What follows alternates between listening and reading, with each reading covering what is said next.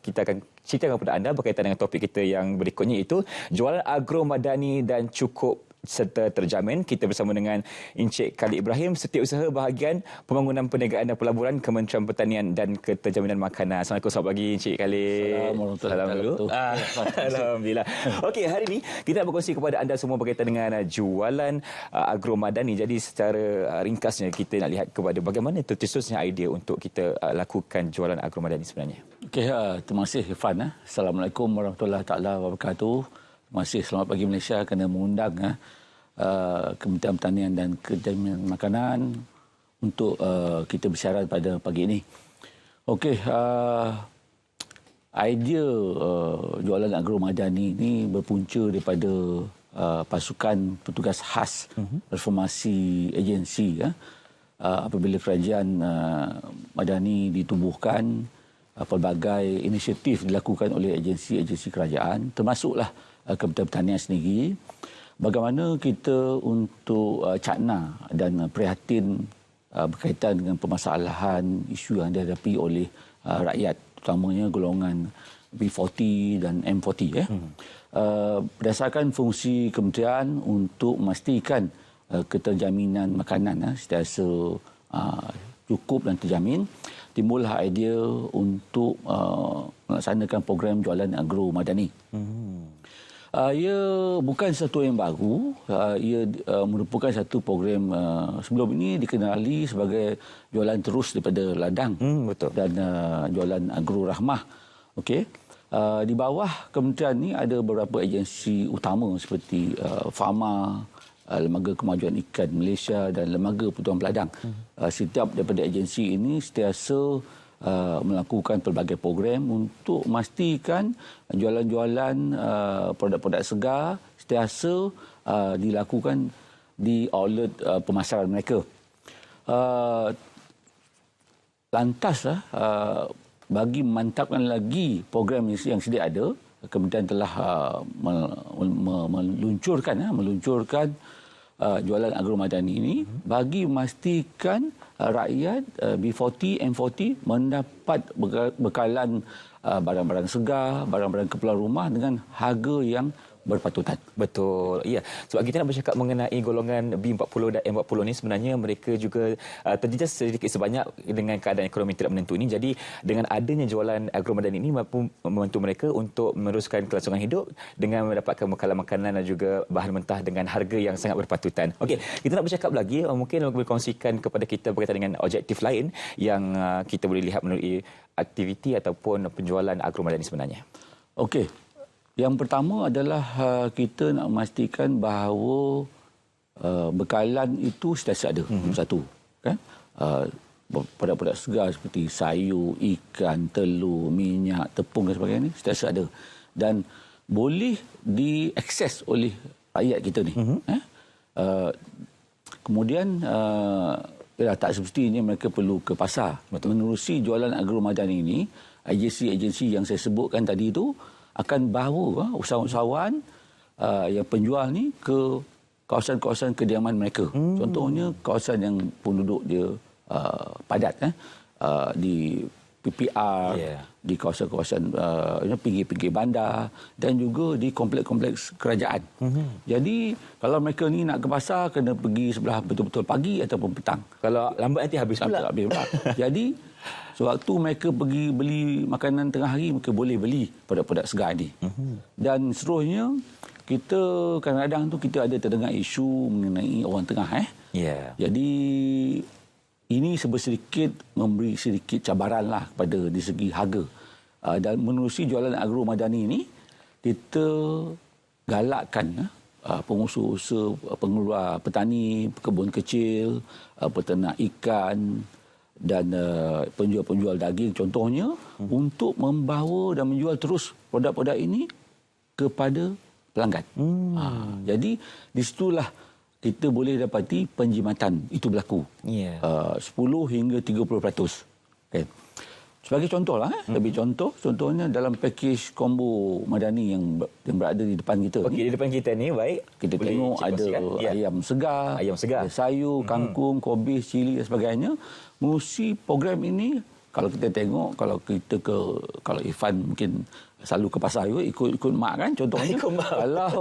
Kalau kita tengok ni 20 ringgit, 25 ringgit tak kurang. Tak kurang, betul. Menerusi program jualan agromadani ini, kita boleh pelanggan boleh beli dengan harga RM15 saja contohnya. Okey. Ini adakah package yang sebenar ataupun bagaimana? Ini anggaran sahaja. Okay, ayam tetap ada sebab ia adalah kebanyakannya makanan yang protein, semua protein kebanyakan rakyat Malaysia. Sayur ni kita tengok biasanya kangkung, macam ni kailan, sawi kadang-kadang, lebat merah kan. Tapi memang kita boleh pastikan penjimatan itu dapat dirasai oleh rakyat kita. Itu yang kita kena tengahkan dalam jualan agromadani supaya kita dapat memberikan harga yang berpatutan kepada pengguna, khususnya kepada golongan B40 dan juga M40. Okey, apa lagi yang kita boleh fahami berkaitan dengan jualan yang ditawarkan untuk jualan agromadani ini? Okey, dalam dasar kementerian, dasar security makanan, kita kena pastikan produk makanan tersebut je available. Maksudnya sentiasa ada. Available, boleh dapati. Dan accessible. Accessible ni rakyat, pembeli boleh dapat akses. Kan maksudnya tidak sukar mereka untuk membeli. Dan yang ketiga ialah affordability. Macam mereka ni boleh beli dengan harga yang berpatutan dan mampu dibeli. Tugas utama kemudian untuk memastikan ketiga-tiga perkara ini tercapai dan pelbagai agensi telah memainkan peranan yang utama bagi untuk mencapai hasrat ini. Disasarkan untuk tahun ini kita akan mensasarkan 5,000 sesi jualan agromadani dapat dilaksanakan di seluruh negara. 5,000 sesi untuk seluruh negara. Bukan saja di kawasan Putrajaya ataupun Kuala Lumpur. Ramai yang bertanya, bila nak buat tempat saya? Saya kat Kedah macam mana? Ini program ini kita akan laksanakan dan telah laksanakan pun di seluruh negara. Kan? Kalau kita tengok berita semalam di Pahang, yang berhormat Ahli Parlimen Bentong YB Sofra telah meluncurkan program untuk di negeri Pahang contohnya.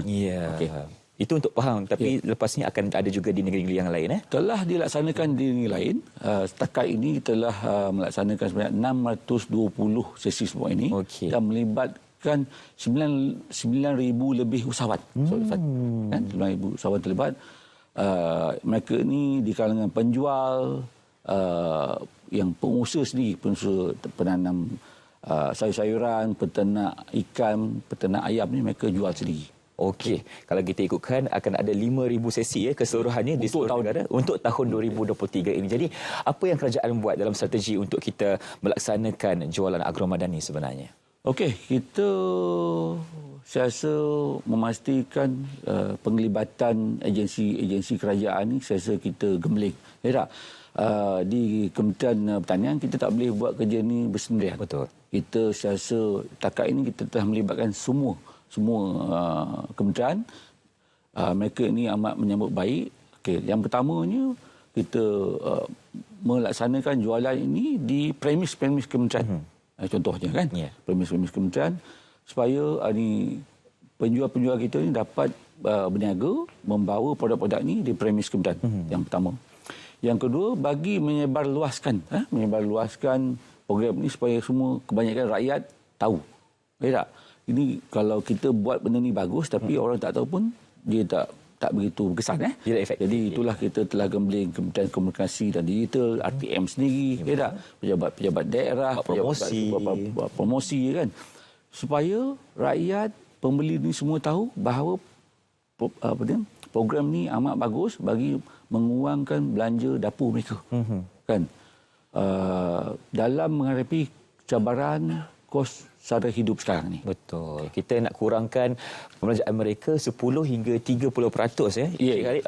Kita nak melihat juga kepada keberkesanan kita menggunakan media sebenarnya untuk kita mempromosikan lagi. Dan jualan agromadani ni kita ingin ketengahkan supaya lebih ramai orang tahu agar ramai dapat kesan yang baik daripada penjualan ini. Dan kita nak tahu juga dari segi apa lagi yang kita perlu lihat kepada kebaikan kepada masyarakat khususnya kalau mereka dapat sertai lagi-lagi usahawan di luar sana, mereka menggabung tenaga bersama kita untuk melaksanakan jualan Agromadani ini. Okey, di bawah kementerian kita menerusi agensi kita seperti Fama, Lembaga Pertubuhan Peladang, kan, Lembaga Kemajuan Ikan Malaysia, kita ada satu program dipanggil Ladang Kontrak. Ya. Di mana pengusaha-pengusaha petani pekebun kecil ni bila mereka mengusahakan contohnya tanam sawi contohnya kan dan timun, kita ada program ladang kontrak. Mereka akan tanda tangan kontrak untuk penjualan produk-produk mereka kepada farma contohnya kan. Ini penting bagi memastikan produk mereka ada pembeli kan. Jadi bagaimana kita untuk memastikan mereka ni mendapat pendapatan yang lebih. Okey. Sudah tentunya untuk kita boleh memendekkan rantaian makanan itu, jangan jual pada orang tengah ni. Mereka benarkan, kita wujudkan platform untuk mereka menjual terus. Direct selling. Direct selling. Kita di bawah agensi KPKM ni kita ada lebih kurang dalam 2,000 outlet jualan. So mereka outlet-outlet jualan ni diguna pakai untuk mereka ni menjual produk-produk mereka. Okay. Dan seterusnya apa yang penjimatan yang saya maklumkan tadi lah berkaitan dengan 10 hingga 30%. Yeah, okay. Kita nak lihat kepada bagaimana sambutan setakat ini rakyat Malaysia dalam kita melaksanakan jualan Agromadani sebenarnya. Ikut statistik yang terkini sehingga minggu lepas lah sebanyak 620,000 pengunjung pembeli telah mengunjungi kita punya sesi-sesi jualan ni. Jualan yang telah dihasilkan adalah sebanyak 17 juta ringgit. 17 juta ringgit. Tetapi yang lebih penting sekali adalah penjimatan yang berjaya di jana, iaitu sebanyak 5 juta ringgit. Maksudnya daripada jualan 17 juta tu, 5 juta adalah berbentuk penjimatan. Yes. Sebanyak 5 juta ringgit. Oh, okey. Itu setakat ini. Tapi sampai bila jualan Agromadani akan berlangsung? Kita sasarkan sehingga tahun depan. Ini bukannya satu program yang one off. Okay. Kita sebab permasalahan, cabaran, kos sara hidup ni kita pun Irfan pun tahu kan. Yeah. Sentiasa menghimpit dalam pelbagai aspek lah. Kita sasarkan sampai tahun depan. Tahun ini kita sasarkan rancang untuk buat 5,000 program. Baik. Di seluruh negara. Okey, insya-Allah kita doakan agar perjalanan program yang dilaksanakan itu sentiasa lancar dan secara keseluruhannya apakah harapan kementerian sendiri dalam pelaksanaan jualan Agromadani untuk tahun ini? Silakan. Okey, harapan kita adalah kalau kita ketua keluarga ni kan yang biasa pergi ke pasar tak? Kita lihat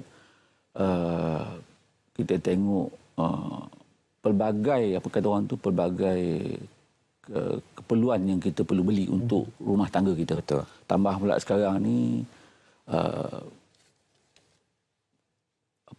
zaman contoh sekarang ni adalah zaman untuk masuk katakan tempoh untuk masuk universiti, hantar keluarga, ada hantar anak untuk masuk universiti dan sebagainya.